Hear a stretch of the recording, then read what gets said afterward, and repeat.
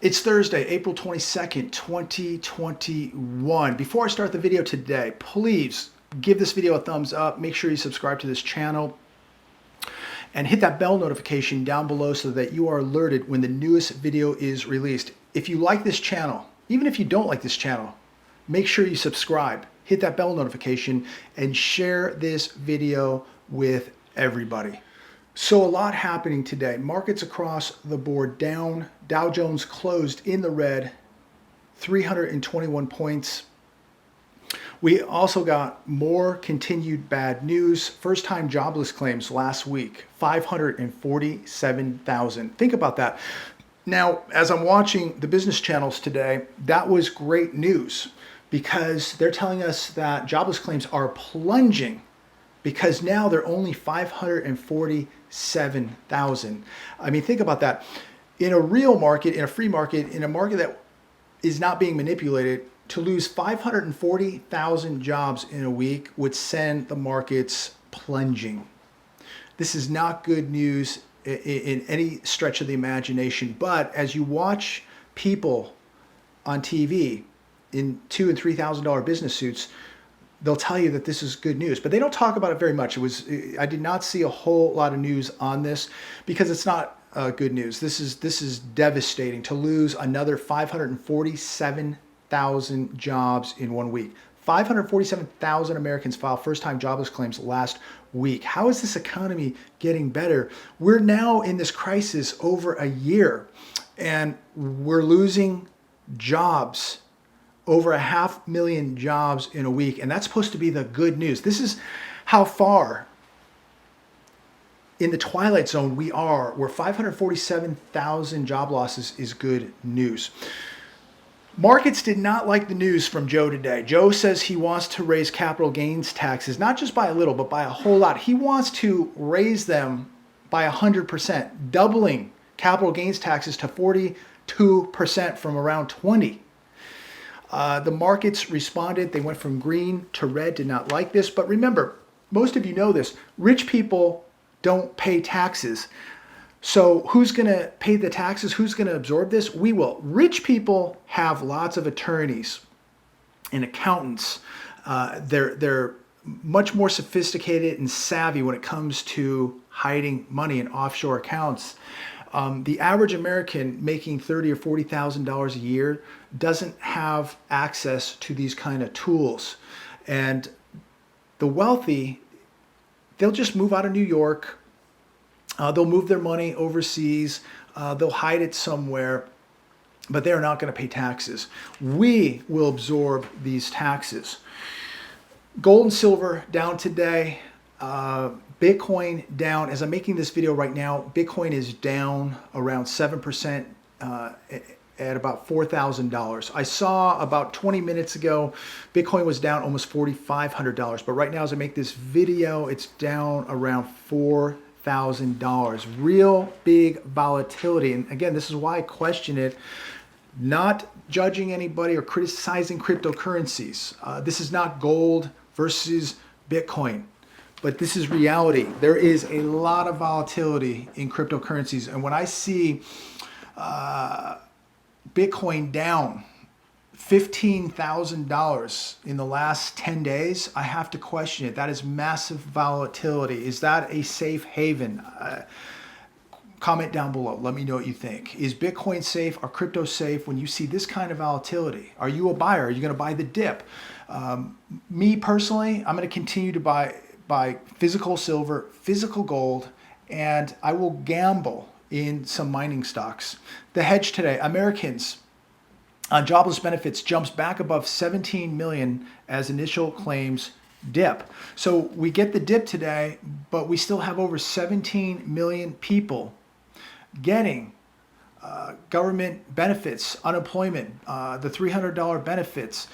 So are things as good as they're telling us? And how many people are not getting benefits that should be, who have been erased, who don't count, who have rolled off? Many of you believe, and I do too, that we have a lot of people jobless in America, a lot of people unemployed, 40, maybe 50 million, some may even say higher. When I look at shadowstats.com, when I look at John Williams, his analytics say that we're looking at 25.7% unemployment in America. So that's easily 40 million people. So the government will tell you it's not that bad, but when you look at somebody that crunches numbers for a living, the Michael Jordan of number crunching, John Williams, 25.7% is the number he comes up with, the unemployment number here in America. And that is staggering, that is concerning, and that is reason to really, really be preparing, because I believe that we haven't even gotten near the tough times yet. When people and businesses have got to start paying the bills, when that time comes, when mortgages have to be paid, rent has to be paid, businesses have to pay rent and leases. When all this has to be paid, we're going to see big, big trouble. The Hedge today, Peter Schiff, America's consumption economy is a bubble economy. There is no doubt. We have never seen the amount of bubbles that we are seeing right now. Economies cannot run on consumption. And what is this economy running on? It is running on consumption. A vibrant economy, a healthy economy needs production. We are not producing what we are consuming. And that is an excellent point by Mr. Peter Schiff. What are we making in America? Please comment down below. I would really like to know, as I see the ports, or the port in Long Beach, loaded with cargo ships and containers being offloaded from Asia and foreign countries, and not too many containers leaving those ports. So what is America making? What is America exporting? Somebody please comment down below and tell me, what is America making? What is it manufacturing? What is it producing? Peter goes on to say, as long as Americans keep buying stuff they don't produce, we will continue to see prices surge. So I think right there, that's a guarantee that we're going to see prices continue to surge in America, because we are not making anything. All we are doing is consuming. What's driving the economy? Money printing and shopping. That's what's driving the economy. And that is 100% true. Money printing, people taking those stimulus checks, they're taking those unemployment checks, and they're taking them right to the stores, right to the restaurants, right to the bars. They are shopping, they are spending, but many not paying rent, not paying the mortgages, just getting free money while not producing anything and going out and buying stuff and consuming. Peter reminds us, surging prices are not the inflation. They are the consequences of inflation.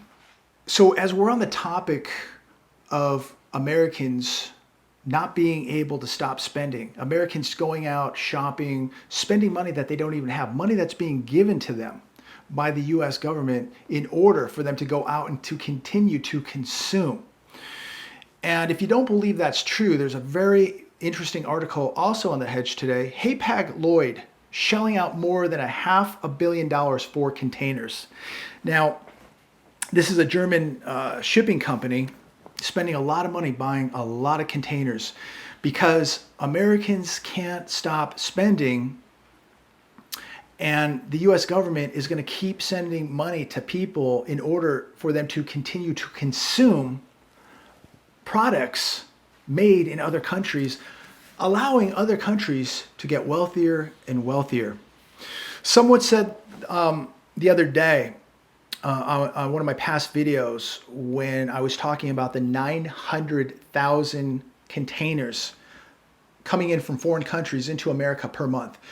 January, February, March, we saw right here in the port of Los Angeles, of Long Beach, 2.7 million containers coming in from foreign countries. And somebody said that can't be true. It's very, very true, because you have a company like Hapag-Lloyd, which just ordered 150,000 20-foot containers. This is the biggest order that this German ocean carrier, the largest order they have ever made. And guess where those containers are going to be going to? They're going to be going to Asia, and they're going to be loaded up, and they're going to be shipped right to the United States of America. So they say it's basically 12 days to get to Asia, 2 to 3 days to unload those cargo ships, and 7 to 12 days to get back to Asia. And so this shortage, we now have a shortage of containers because foreign countries cannot get to America. They can't get cheap goods to America fast enough for Americans to use that stimulus money, to use those government subsidies, those $300 benefits, those unemployment checks. They can't spend it fast enough. So you have a German ocean carrier such as Hapag-Lloyd coming in and buying 150,000 additional containers to meet the demand, to meet the American demand for cheap products. And it's amazing that we continue to lose 5, 6, 7, 8, 900,000 jobs per week in America, yet we're still spending. We're still spending even though we're broke. How do you think this is going to end, ladies and gentlemen? You don't have to be an economist. You don't need a degree from Harvard to figure this out, how this is going to all end. When you have this amount of money going out, nothing coming in, and when you're not manufacturing and you're dependent on other countries for semiconductors, chips, pharmaceuticals, that's very, very worrisome how quick America could be shut off. Really, really worrisome. Look at GM, look at Ford shutting down multiple plants because they don't have the chips to put in those cars, chips that are made in other countries. So what does that mean? Well, we have to shut our chains down, our assembly lines down, because that little chip, we're dependent on it. What happens if you couldn't get your pharmaceutical? What would happen? America would be in very, very big trouble. And we're so dependent on other countries, and that's so scary to think how quick things can shut down, how our economy could be shut down. But what's really scary is, 90% of our pharmaceuticals come from China. What if we get into a real issue with China and they start cutting our pharmaceuticals back, or just say, hey, we're not supplying you anymore? What happens? A lot of people in America are going to be in very, very big trouble. Question is, why aren't we making those right here? Why are those chips and semiconductors not being made right here? Why are we allowing ourselves to be dependent on other countries? That really puts us in a very vulnerable situation.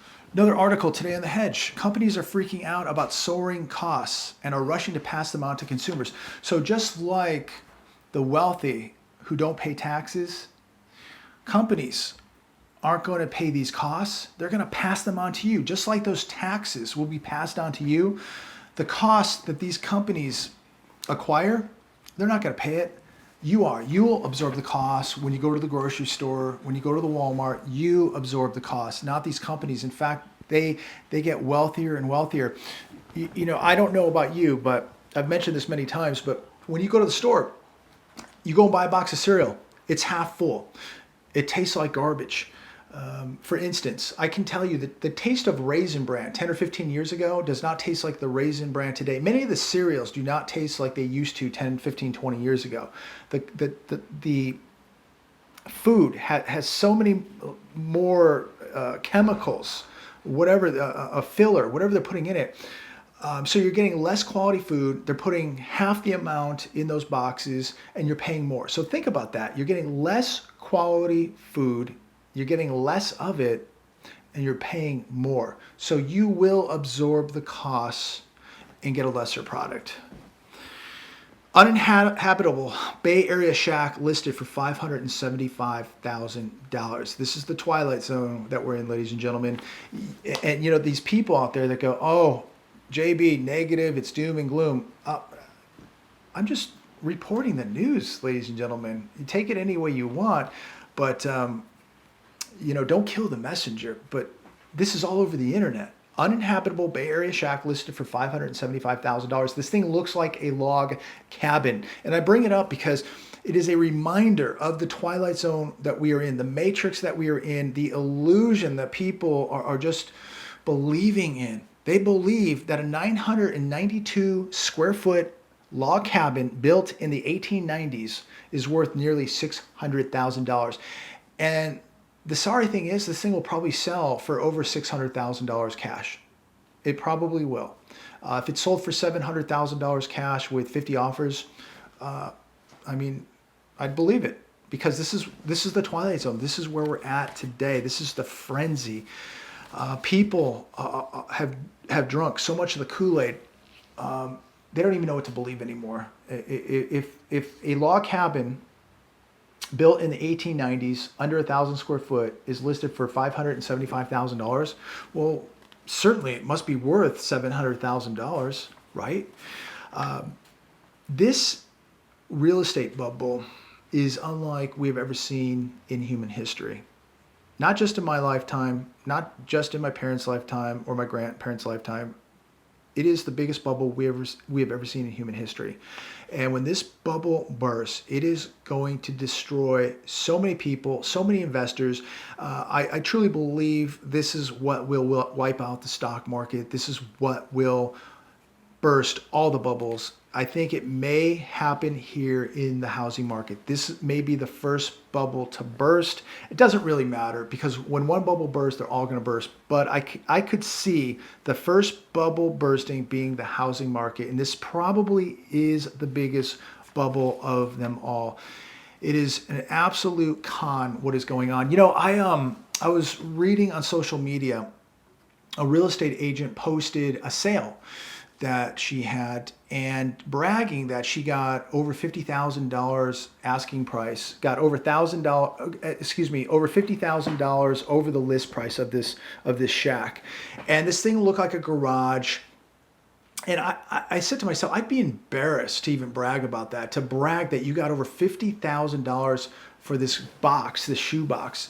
I mean, you really had to dupe the buyers into buying something like this. And I feel sorry for the buyers, because these people, when this housing market crashes, not correct, but crashes, it's not going to correct, it's going to all out, full out crash. And when it does, people that bought these shoe boxes for $600,000, $700,000, and the real estate agents bragging that they got $50,000 over listing price, shame on you. You should be embarrassed how you're hoodwinking people. Anybody that would buy a house in this market right now,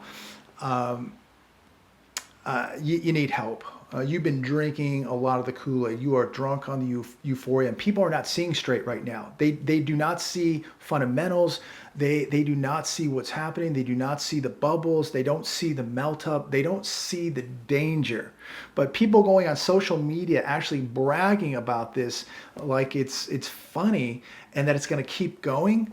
I feel sorry for the people that you're selling houses to. Shame on you, because it's almost criminal. But when it crashes, I guarantee you, these people, these agents on social media will disappear, okay? They will zip it, disappear. You'll never see them, and you won't see them for a very long time, probably forever, because they'll be broke. And people will be calling them on the phone, asking them what just happened. How come my home that you sold me just collapsed? Why is it worth half of what you sold it to me for? These people will change their phone numbers. They'll never be on social media again. They will disappear. Median home price in Boston area hits record $750,000. That's on the AP. Again, the twilight zone, ladies and gentlemen. How long do you think that this is going to continue before it doesn't? The price of plywood is absolutely ridiculous. Another article today, but it's also a sign of the times. A sheet of plywood selling now for $100. $100. U.S. existing home sales tumble for second straight month as prices soar at record pace. And I'll close it on this one right here. Of course, we're going to say that the market is cooling down or sales have tumbled because there's no inventory, right? And why isn't there inventory? Because you have big hedge funds in these markets buying up homes. You have big investment companies buying. You have BlackRock in here buying, and they are melting this market up. They are inflating a bubble. They'll be the first one out. They'll be running for the exits. They'll get out before everybody else does, with billions and billions of dollars ready to go to sweep it all up after you lose 50, 60% on your home and you're foreclosed on, short sale, whatever happens. These big hedge funds, investors, foreign pensions coming into America buying single family residences. They are going to scoop up. They are going to mop up the bloodbath here, ladies and gentlemen, when this housing market crashes. They are going to come in. They will be the first ones out, and they'll be the first ones back in with billions and billions and billions of dollars to scoop up all the losses. While people are crying as they're short selling their homes like they did back in '08, when they're crying when they calling up their bank and they have to drop off the keys, crying. Decimated, not knowing what they're going to do at this point, because remember, they borrowed money out of their house too to buy Bitcoin and cryptocurrencies, to gamble on the stock market, and now the bubble has burst. The biggest fear of these people is the housing market just even cooling off. This is almost turning into the Ponzi scheme now, where it has to continue to go up, up, and up, just like Bitcoin must go up, up, and up. Like all the cryptos must go up, up, and up in order for people to make money. Very, very dangerous. But we're going to see a lot of people in tears, decimated, when this market not just corrects, when it crashes. And all that money that they borrowed out of their house to buy cryptos and Bitcoin and stocks. And when we begin to see the volatility in the stock market and cryptocurrencies, these people are going to be wiped out. They're never coming back. Your credit's going to be wiped out. Your homes are going to be gone. Everything, your portfolios that you have in the stock market wiped out. And I hope Bitcoin goes to $1 million, because if it doesn't, you're going to be in very, very big trouble. I'm going to leave it there today. The outlook, ladies and gentlemen, does not look good. In fact, it's very, very concerning. And you should be very worried about where all this is going. And you should be preparing right now. Don't wait to prepare when it's too late. If you have a job right now, if you have an income right now, if you have the means right now, you need to be preparing. You need to be buying real assets. You need to be buying some food, some water, security. You need to have a plan. You need to be getting in a mental mindset. You need to be talking to your family members. This is no joke. This is, we're watching so much damage being done with debt. Debt is destroying this country. It can never be paid back. People are spending money they don't have. And now people don't even want to go back to work because they're making more money sitting at home and consuming stuff made in other countries. So as our middle class continues to be decimated, wiped out, the middle classes of other countries is growing. It's expanding. Because why? They're manufacturing. They're making things. And we're buying all of it while we sit at home grabbing a government check. How long, ladies and gentlemen, do you think that this is going to last? How long until we see serious repercussions in America?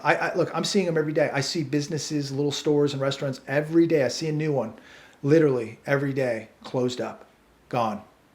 And I don't see anything coming and opening up, taking the place of that business that just closed. And so for me, I physically see what is happening. I've been to LA. I look in my area here. I've been around San Bernardino County, Riverside County, Orange County. I see what's happening to the small mom and pop and the medium businesses, the restaurants, the retailers. I see what it's doing to the economy. How much longer can we continue to do this before over half of our retailers gone, 60%, 50, 60% of our restaurants? How long are we going to just have people sit at home picking up a government check so that they can go to Walmart and spend it, or to Kohl's, or to Target? And is Walmart, Kohl's, Target, are these stores, are these the only stores that are going to be left? The rest of it will be Amazon? Is this it? It's going to be big box stores like Costco and Sam's Club and Best Buy and Walmart and Target and Ross. Is this it? It's just corporate America, corporate stores. That's it. The mom and pops are gone. Medium businesses gone. It's all going to be fast food, restaurant chains, and big box stores. Is that it? Is that where we're heading? Maybe. And the government's just going to give enough money to people to shop at those stores. It does not look good. In fact, it's very, very scary how this is all shaping up. But I know there's people out there, don't worry about it. Don't be negative. Nothing's wrong with Walmart. You know, I like Walmart. It's fine. Nothing wrong with McDonald's. Fast food is fine. Nothing wrong with that. You know, real scary times, ladies and gentlemen. And we're seeing less opportunity for the average American. We're seeing a wealth gap in America unlike we have ever seen before. And we're seeing a group of people now, a large portion of Americans now who'd rather sit at home and collect free money, not produce anything, not make anything, not earn anything, just sit at home and collect a check. And that is very, very dangerous for a country. Very dangerous. But as long as we have government checks and shopping, I guess the economy will just keep chugging along.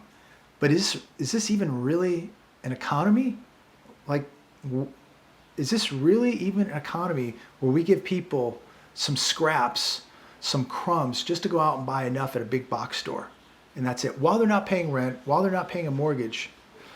The wealth transfer, ladies and gentlemen, is alive and well. And these people who don't believe it, they're going to be the casualties of this wealth transfer. They will be the peasants. They are the most vulnerable here. Don't do what they're doing because they're going to be wiped out. They're already wiped out. Again, if you have the means, if you have a job right now, protect your wealth now.